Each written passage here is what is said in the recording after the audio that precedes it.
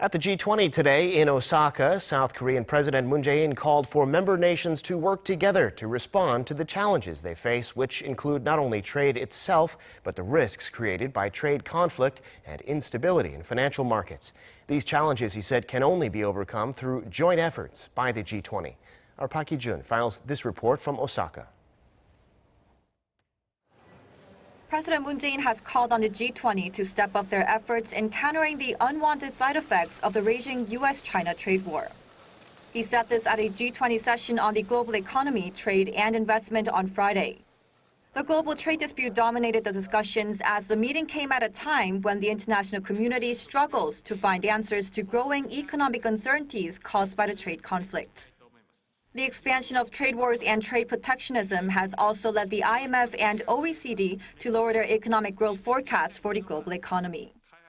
According to the South Korean president, only the G20 can resolve the current economic challenges. Calling for active fiscal policies, he says it's crucial to strengthen global financial safety nets to respond to market uncertainties.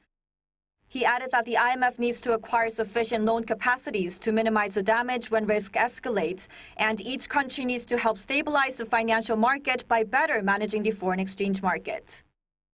President Moon also called for joint efforts from the G20 in World Trade Organization reform, which he says is a must for fair and free trade practices.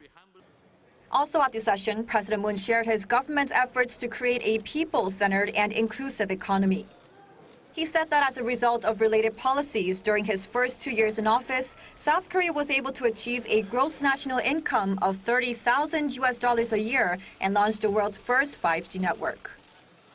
The trade war has once again been in the spotlight at this year's G20. The economic uncertainties that lie ahead are hard to predict, but President Moon says with confidence that they can be overcome with joint efforts among the G20 nations.